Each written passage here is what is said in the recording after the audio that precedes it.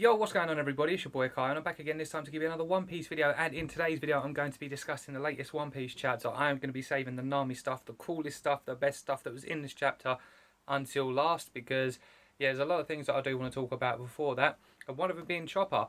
He is now infected by the plague, Queen's Plagues, which I said, I think it was either the last chapter or the chapter before, I said wouldn't it be good if Zoro was in a race against time to get the antidote for the plagues, and if one of the Straw Hats actually got infected, and just so happens that Chopper is the one to get infected. Brook can't get infected, of course, because of, you know, he's just pure bone, as Chopper states. And then you've got Robin, who just, it wasn't for Robin, of course, and it had to be Chopper, because Chopper is the Doctor at the end of the day. So it's going to be interesting to see, because Chopper is technically in his hour of death, and Zoro is now trying to fight Apu, well, trying to catch Apu, trying to do everything that he can. Even Drake's getting involved now to basically take out Apu, because he pretty much states that he hates Apu, but the feeling's mutual from Apu back to Drake. So Zoro is now pretty much kind of got like a teammate, but he's pretty much on his own, because even though Drake said that he's going to team up, what is Drake going to do? I'm pretty sure Drake would give the antidote if he got the final like matchup. I feel like that's going to be a matchup here, Drake versus Apu. Queen has Sanji and Zoro's wanted posters and says, well, it'd be better to take out their first two fighters, which is pretty much the second and third in command, being Zoro and Sanji. So where does that leave this? Drake versus Apu, Queen versus Zoro. That's the way I see it going. And yeah, it seems more likely that King will fight Sanji, but I'm not too sure. Could Queen technically think he can take out Zoro and then go for Sanji? Because Sanji's a lot further. So it just seems that the points where they are, it feels right. And it seems right to be going this way. So for the time being, as I said, the past couple of chapters, Zoro versus Queen, now Pooh versus Drake. I still see Drake winning that one, easy. And then you've got King versus Sanji, which just totally makes sense because of the whole aerial battle. We're going to move on to Marco and Big Mum. Marco pretty much going toe-to-toe with Big Mum until she grabs him and asks Perospero to finish him off. I'm going to touch on the Perospero stuff in a minute because that was very exciting. I knew it was coming. It was going to happen. So pretty much Big Mum states to Marco that if you want to kill me, do it some other time, because she hasn't really got any extra souls for him right now. What does that mean? Perospero said earlier that I've wanted to kill you so many times in the past, but this is my perfect shot. For me, it means that the Whitebeard pirates and the Big Mum pirates have most likely had an altercation before, because we know they've all met. It's obvious, they know exactly what they're like. And when you've got Marco here, who's pretty much the right-hand man to Whitebeard, Big Mum and Marco, they look like they've had a bit of an altercation in the past. It looks like Big Mum might possibly be a little bit scared of Marco, but Marco knows exactly what she's all about. He pretty much stated that she's very, very dangerous, and he knows how dangerous she is. So we have Marco and Big Mum, because as Big Mum's gone off, Marco's going after her. So there could be a big, big battle on the horizon. There was a big part of me that always thought King and Marco would fight.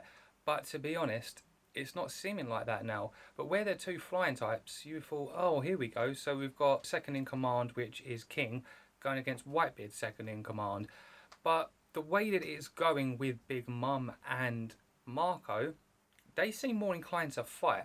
And it would make a lot of sense, because Marco has had so much experience, you know, being under Whitebeard, and through everything that they've gone through, he was pretty much tangling with admirals. He was doing pretty well. And the way that his devil fruit works, which he pretty much explained to Big Mum, that his flames are a lot more powerful than hers, which is Prometheus. Marco pretty much seems to be that person that could actually be the guy that takes out Big Mum, which I'm not gonna lie, I think it'd be pretty cool. At first I thought, well, Kid's gonna need someone to go up against, and I thought, you know what? Either one of the commanders or Big Mum herself could possibly be that person that, you know, Eustace Kid could go against. Because Eustace Kid, I've always said, he's not as strong as Luffy, but he's not far. Kid is the more bloodthirsty one and is the person to actually go in there and want to kick ass. So would he go against Big Mum and win? I mean, you never know. It could be Kid and Marco teaming up against Big Mum. That would be pretty cool. I don't think it's going to go that way now. So it still makes me think, who is Kid going to fight? Could it actually be Luffy, Kid and Law going up against Kaido? That was one thing I always imagined, like ages ago. It's been going on for the past couple of years now, since Whole Cake Island happened. I thought, well, they're going to eventually get to Kaido, but this is before we knew the stuff that was going on with Kid. But Kid wants his head, Law wants to beat him, Luffy wants to beat him, so we could see the three of them standing together once again, fighting him, and that would be pretty cool. I'm not going to lie. Seeing the three of them go like head to head against Kaido, whew, That's gonna be a doozy. That's gonna be a big one. That's gonna be some slaps right down. If that is not the case, then I don't know who Kid's gonna fight. Kid could fight, I don't know. It's a shame Katakuri's not there because that would have been fun. Kid versus Katakuri, that would have been a really fun fight. I would have actually enjoyed that a lot. So unfortunately, I'm going to have to wait until we see more of Kid and see what he's doing because we've not seen him again. We've not seen Law. It's actually been a while since we've seen him last. So yeah, I think when we catch up to them, seeing what they're doing, then we might be able to go off on something because there's a lot of stuff going on right now. You never know, they could be doing things behind the scenes, which is pretty much what Law's destined to do. Kid and Killer are probably doing their own thing right now. So now moving on to the Perospero stuff because I did want to talk about that. I remember I said, I can't believe I forgot Perospero and Carrot. Carrot was talking about Pedro.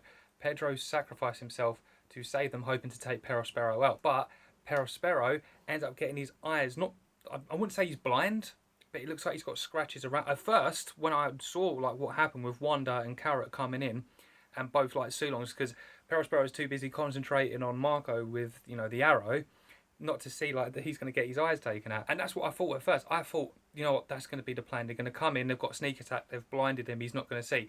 Now, that's not necessarily say that his eyes have got to be closed like that. They can be open, but he just won't be able to see. But the way it's looking, I don't think he's blind. It looks like he may have just closed his eyes just in time. So he might have just gone like that just to have that bit. So he should be safe with that. Even though I think that would have been cool to have blinded Perospero because then that would have been an easy fight.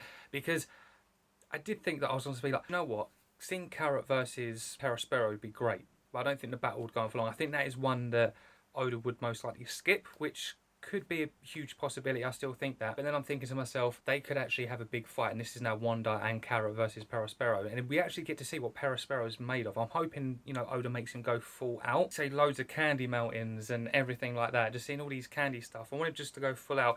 And then see what Carrot can do. And of course, seeing what Wanda can do as well. So we're getting a 2-on-1 here. I'm hoping it will be a good battle. But I don't know, I feel like Oda's going to off-screen it. He might show bits here and there. So well, like they're going in, like how we've had the Yakuzai versus Kaido, but he's pretty much been jumping ahead on the time. So it's like we see him standing up, then we see Kinemon cutting Kaido's blast breath, and there's just so much going on. So it just makes me wonder where Oda's going to go with this. I want him to do something with it. It'll be very, very cool.